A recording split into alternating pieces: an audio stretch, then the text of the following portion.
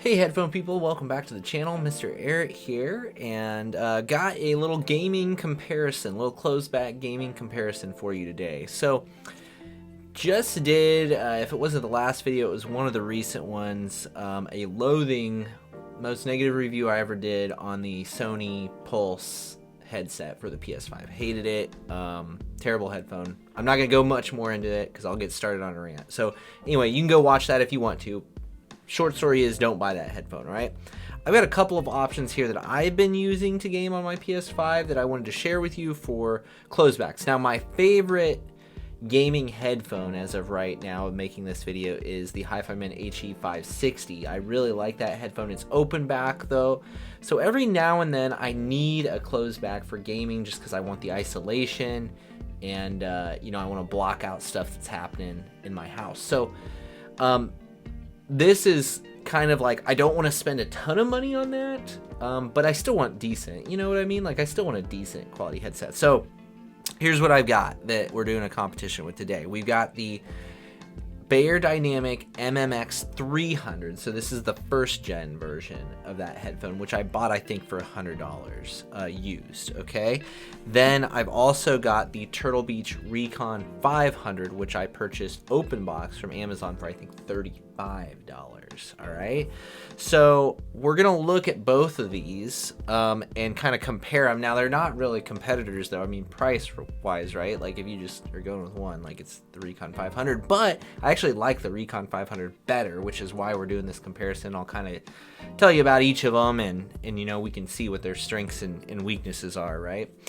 So first off, let's just real quick look at what came with the Beyer. Now, the Beyer I bought used, so I don't know like what it actually came with new. Mine came with this beyerdynamic bag here, and it's almost like a little like backpack type of thing, right? It's got lots of little pockets in here. Got like a little extra headband that came in with it and all this stuff. So it's a pretty nice, you know, it's like a pretty nice little, it's a pretty nice little kit that it came with here. Not that I ever use these bags, but you know, I don't know, maybe you travel to game or something like that, I don't know. Now, the other thing is mine has been modified, okay? So mine has a removable cable with it, which I'm 95% sure wasn't the case stock. So this is actually really nice though, because whoever did this modification, they set it up so you could use, you know, a plug, like an appropriate plug, and you could then plug it into the, you know, controller and get audio with the mic, or you can plug it into your phone or computer or whatever, and it works. So like the TRRS, I think, is that connector, but I'm not 100% sure on that. Okay, so build is total beyerdynamic, except it's got a, you know, a mic coming out of it, and it's got kind of an interesting carbon fiber look to it. It's definitely not real carbon fiber, but it's got a look to it, right? And it's glossy and kind of interesting looking, right? Other than that, it's typical beyerdynamic. Now, mine has on like some pleather pads. I don't know if those are stock or not. So, but this is what I've got with it, so that's what I'm gonna go. You can see the mic, you know, it's kind of like a bendy mic. It swivels different positions. You have to move it up out of the way if you don't want it on, right? It doesn't come out or anything like that, but so something like that, right? It's comfortable. It isolates really well with these pads on it. So good build and comfort for the beyerdynamic, and I dig the removable cable modification. So that's pretty cool. Now, the Recon 500 is a much more, like, it's all plastic basically, except you can see like a little band there. But it feels really well built, actually. Like it, you know, the swivel isn't real loose or anything like that. You know, you get some good rotation there. The pads on this are like, it's a fabric material, but it's really soft, and it's got really like comfy memory foam here. Now, the padding on the top isn't as nice, and it's got more of like a pleathery, like a cheap pleathery feel to it.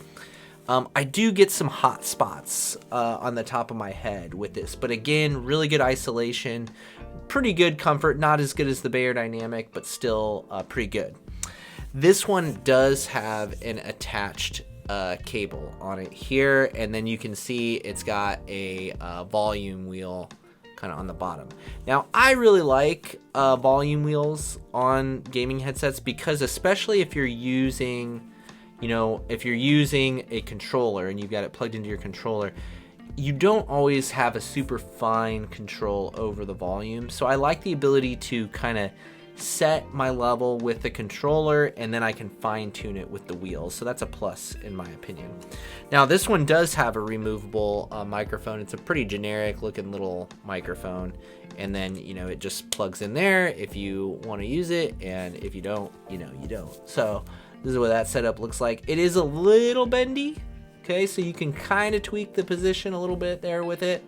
But all in all, build and comfort, I would give it the beyerdynamic. And the only reason mine has a detachable cable is because it was modified. So normally it would just have an attached cable, so it wouldn't win in that regard either. So I do like that I can take the mic off of the Recon 500, because I don't do a lot of talking when I'm gaming. Oh, also the Recon 500 has a button here to turn on and off the microphone, just so you know. Okay, so let's do a quick mic test, and we'll do that audio test, and then we will start talking about the sound and actual function of these headphones. Okay, so now we're recording through the microphone of the Recon 500 just to give you an idea of what that sound quality is like. Okay, so now we are recording with the beyerdynamic MMX 300. This is what you could expect for mic quality out of this headset. So for me, I don't feel like the sound quality of the mics, both of them are fine. I don't really have a preference one over the other. I thought they both sounded okay, especially for just gaming purposes. Let's talk about what's most important here, which is the gaming audio. Now, I have to say that I actually prefer the Recon 500 over the MMX 300, which I was quite surprised. I thought the bass was just a little bit tighter. I had an easier time picking out locations and imaging with the Recon 500, which really surprised me because the frequency response of the beyerdynamic is much more, I would say, kind of tuned for that. So and it's better resolution, better extended, it's wider. So it really shocked me that I actually preferred the Recon 500 and thought it, for me, imaged better. I think part of my problem with the beyerdynamic is the treble can just come off a little hot on that, and it can be the upper middle frequencies can be a little bit sharp too, and to the point where I think for me it's almost a distraction, even if it is actually maybe a little bit better of an image and a wider image. I can't focus on it as much. The Recon 500 was a little more timid, and I thought those upper frequencies were a little more subdued, but still I was able to pick out, locations really well with it. So both of them image really well, but again, just for me, for gaming, I thought the Recon 500 it had a good even combination of good punch with explosions and gunshots and same things, while not being super sharp, was still able to image really well. Whereas I feel like the MMX 300, while it's more resolving, obviously, and better extended on both ends, for me, the frequency response it grated on me a little bit while I was playing, and I just couldn't enjoy myself as much because of that.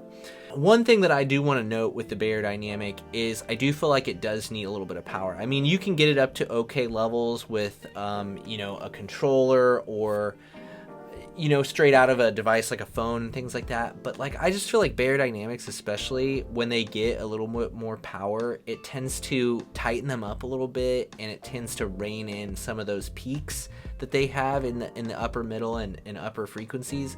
So while you could use it straight out of controller, I think you're probably better off going out of some sort of an amp, and at that point it's starting to get to be a lot more expensive and things like that. Straight out of the controller, I think the Recon 500 is totally fine. I don't see a need to do any sort of amp with that, which makes it, again, a compelling choice.